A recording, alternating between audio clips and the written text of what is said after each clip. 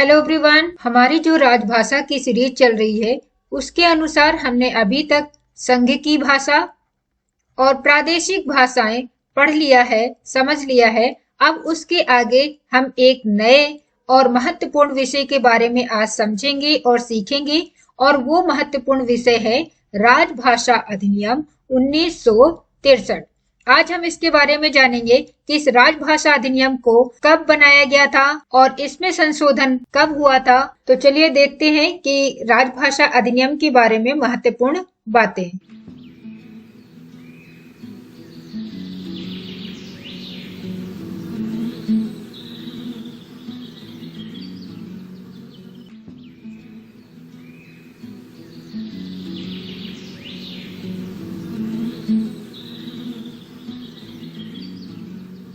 अगर अभी तक आप लोगों ने आई एग्जाम बी के चैनल को सब्सक्राइब नहीं किया है तो इसको सब्सक्राइब करें और बेल आइकन भी दबाएं, जिससे कि आपको इम्पोर्टेंट नोटिफिकेशन समय पर मिल जाए। राजभाषा अधिनियम 1963 जिसका संशोधन 1967 में किया गया था, उसके बारे में, उसके उद्भव के बारे में बात करें तो आपको पता है कि संविधान के उपबंधों के अनुसार 1965 में हिंदी को भारत की एकमात्र राजभाषा बनना था, पर इससे पहले ही कुछ अहिंदी भाषी क्षेत्रों जैसे कि पश्चिम बंगाल तथा तमिलनाडु में हिंदी विरोधी आंदोलन प्रारंभ हो गए।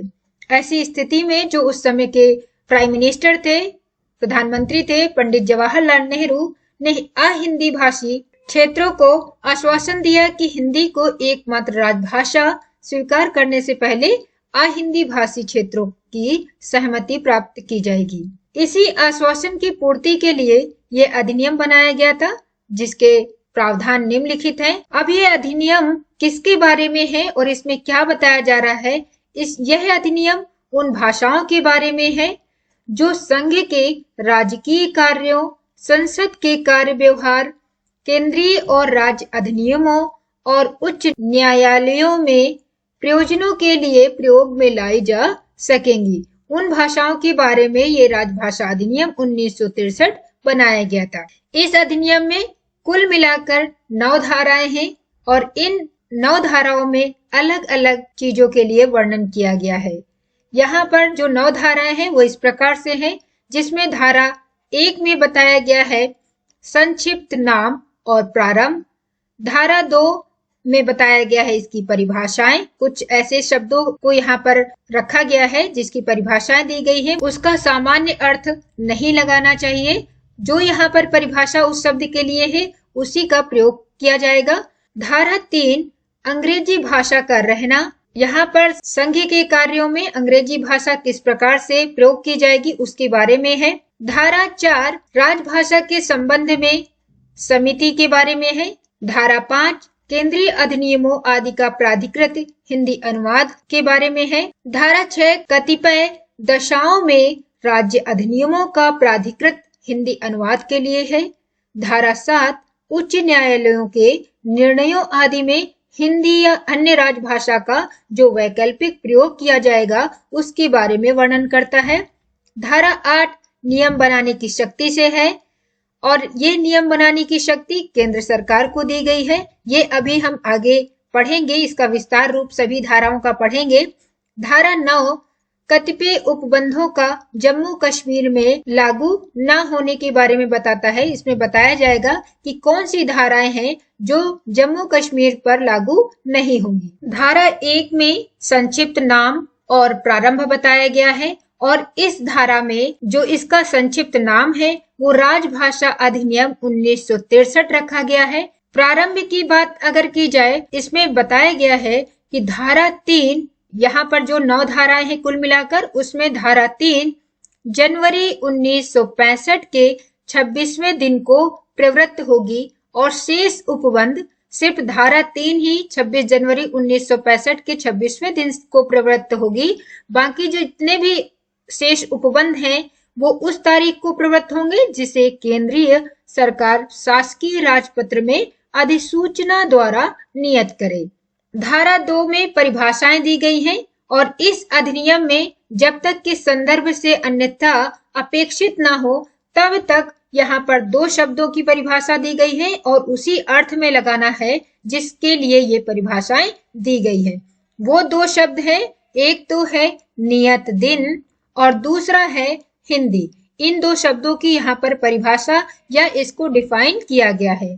यहाँ पर नियत दिन जब आएगा आपके सामने तो उसका संदर्भ धारा 3 के संबंध में होगा, जो जनवरी 1965 का 26वें दिन से अभिप्रेत होती है। यहाँ पर आपको बताया गया था धारा 3 1965 के 26वें दिन यानी 26 जनवरी से शुरू होगी और इस अधिनियम के किसी अन्य उपबंध के संबंध में वह दिन अभिप्रेत है जिस दिन को वो उपबंध प्रवृत्त होता है।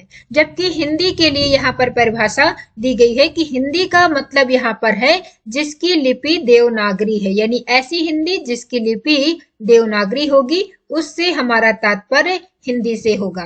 धारा 3 बहुत ही महत्वपूर्ण है, जिसमें बताया गया है कि संघ के राजकीय प्रयोजनों के लिए संसद में प्रयोग के लिए अंग्रेजी भाषा का बने रहना। यहाँ पर धारा 3 सबसे महत्वपूर्ण है इस अधिनियम में और इस धारा 3 में कुल 5 उपधाराएं हैं, जिसमें एक उपधारा जो है धारा 3 की पहली उपधारा में बताया गया है संविधान के प्रारंभ से 15 वर्ष की कालावधि की समाप्ति हो जाने पर, संविधान के प्रारंभ से 15 वर्ष की समाप्ति यानी 1965 की बात की जा रही है, हिंदी के अतिरिक्त अंग्रेजी भाषा का नियत दिन से ही यथावत चलता रहेगा। प्रयोग जो है वो 1965, जैसे हमने प्रारंभ में देखा कि 1965 तक यहाँ पर अंग्रेजी का प्रयोग होना था, उसके बाद हिंदी भाषा का प्रयोग होना था। लेकिन जब अहिंदी भाषी क्षेत्रों ने 1963 में आंदोलन किया और एक अधिनियम बनाया गया, तो उसके अनुसार ये बताया गया कि 1965 के बाद भी हिंदी के अतिरिक्त अंग्रेजी भाषा का प्रयोग यथावत चलता रहेगा।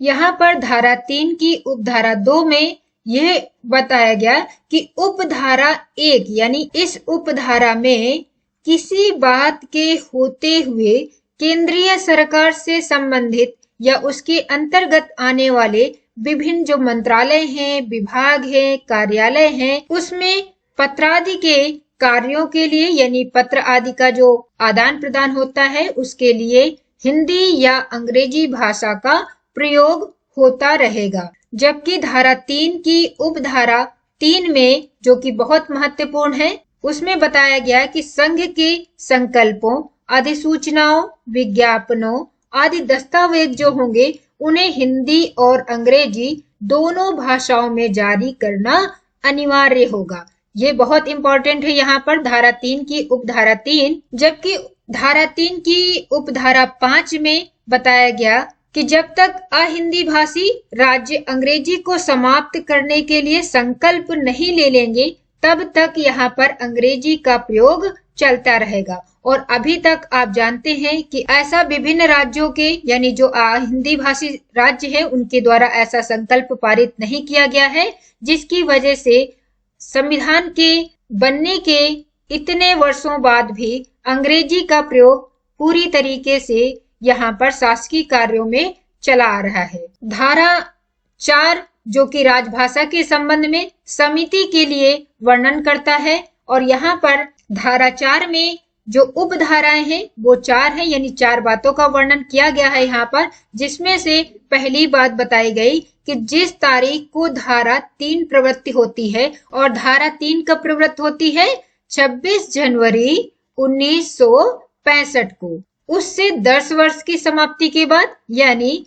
1975 के पश्चात राजभाषा के संबंध में एक समिति का गठन किया जाएगा और इस विषय का जो संकल्प है यानी इसको गठन करने का जो संकल्प है वो संसद के किसी भी सदन में, चाहे वो राज्यसभा हो या फिर लोकसभा हो, उसमें राष्ट्रपति की पूर्व मंजूरी से उनकी पहले परमिशन लेनी पड़ेगी, उसके बाद उसमें प्रस्ताव भेजा जाएगा और दोनों सदनों द्वारा पारित किए जाने पर उस समिति का गठन किया जाएगा। जबकि यहाँ पर धारा 4 की जो दूसरी बात का वर्णन है वहां पर इस समिति के सदस्यों की संख्या के बारे में है। इसमें बताया गया कि इस समिति में कुल सदस्यों की संख्या जो होगी वो 30 होगी, जिसमें से 20 जो सदस्य होंगे वो लोकसभा से होंगे और 10 जो होंगे वो राज्यसभा से होंगे। धारा 4 की जो तीसरी बात है महत्वपूर्ण, वो है कि इस समिति का इसमें कर्तव्य बताया गया, कर्तव्य के बारे में इसमें बताया गया और कहा गया कि समिति का यह कर्तव्य होगा कि वह संघ के राजकीय प्रयोजनों के लिए हिंदी के प्रयोग में की गई प्रगति का पुनर्विलोकन करे और उस पर सिफारिशें करते हुए राष्ट्रपति को किसको प्रतिवेदन करे, किसको अपनी रिपोर्ट दे, राष्ट्रपति को, और राष्ट्रपति उस प्रतिवेदन को, जो रिपोर्ट समिति द्वारा दी गई थी, उसको संसद के हर एक सदन के समक्ष यानी राज्यसभा और लोकसभा दोनों के समक्ष रखवाएगा और सभी राज्य सरकारों को भिजवाएगा। ये धारा 4 के तीसरी बात में महत्वपूर्ण वर्णन मिलता है। इस अधिनियम की धारा 5 में केंद्रीय अधिनियमों यानी जो केंद्रीय एक्ट है उनके जो प्राधिकृत हिंदी अनुवाद होगा उसके बारे में बताया गया है और इसमें बताया गया है कि ये जितने भी हिंदी अनुवाद होंगे वो राष्ट्रपति के प्राधिकार से प्रकाशित किए जाएंगे। इसमें यह भी बताया गया कि संविधान के अधीन या किसी केंद्रीय अधिनियम के अधीन निकाले गए किसी आदेश, नियम, विनियम या उपविधि का हिंदी में अनुवाद उसका हिंदी में प्राधिकृत पाठ समझा जाएगा और ये किसके प्राधिकार से होगा, राष्ट्रपति के प्राधिकार से प्रकाशित किए जाएंगे। इस अधिनियम की धारा 6 में जैसे यहाँ पर धारा 5 में केंद्रीय अधिनियमों के बारे में हमें हिंदी अनुवाद मिलता है, तो धारा 6 में राज्य अधिनियमों, जो जितने भी राज्य हैं उसके जो अधिनियम होते हैं उसके हिंदी अनुवाद के बारे में वर्णन मिलता है और वही सारी चीजें बताई गई हैं जैसे कि यहाँ पर केंद्र के लिए बताई गई है, लेकिन यहाँ पर केंद्र में राष्ट्रपति के प्राधिकार से प्रकाशित किए जाएंगे, जबकि धारा 6 में जो भी प्रावधान होंगे वो सभी राज्यपाल के द्वारा किए जाएंगे। अर्थात राज्यपाल के प्राधिकार से ये सभी जो हिंदी अनुवाद है वो प्रकाशित किए जाएंगे और जो भी इसका हिंदी अनुवाद है वो सभी प्राधिकृत पाठ समझा जाएगा। इस अधिनियम की धारा 7 में उच्च न्यायालयों के निर्णयों आदि में हिंदी या अन्य राजभाषा का वैकल्पिक प्रयोग जो किया जाता है उसके बारे में वर्णन मिलता है और इसमें बताया गया कि किसी राज्य का राज्यपाल राष्ट्रपति की पूर्व अनुमति से अंग्रेजी भाषा के अतिरिक्त हिंदी या फिर उस राज्य के जो भी राज्य होगा, जैसे भारत में 28 राज्य है वर्तमान समय में, जो भी उस राज्य की राजभाषा होगी उसका प्रयोग हाई कोर्ट किसी निर्णय के लिए कर सकेगा, लेकिन साथ में जो उच्च न्यायालय के प्राधिकार से निकाला गया अंग्रेजी भाषा में उसका अनुवाद जरूर होगा। यानी ये पॉसिबल तो होगा कि हिंदी के अतिरिक्त वहाँ के जो राज्य की राजभाषा है उसका भी प्रयोग हाई कोर्ट के जो निर्णय है उसमें किया जाएगा, लेकिन यहाँ पर उसका अंग्रेजी में अनुवाद भी उस हाई कोर्ट के द्वारा निकाला जाएगा। इस अधिनियम की धारा 8 में नियम बनाने की शक्ति का वर्णन है और इस अधिनियम में जितने भी कार्यों को प्रभावी बनाने के लिए इसकी जो शक्ति है वो केंद्र सरकार को दी गई है। कि इसमें बताया गया है कि केंद्रीय सरकार इस अधिनियम के प्रयोजनों को कार्यान्वित करने के लिए नियम शासकीय राजपत्र में अधिसूचना द्वारा बना सकेगी। सिर्फ आपको ये याद रखना है कि राजभाषा अधिनियम 1963 में नियम बनाने की शक्ति केंद्र सरकार को या संघ को दी गई है। इस अधिनियम की धारा 9 में जम्मू कश्मीर में कौन कौन सी धारा लागू नहीं होंगी इसका वर्णन मिलता है और वो धारा है धारा 6 और धारा 7। ये जम्मू कश्मीर में लागू नहीं होंगी, इसके बारे में बताया गया।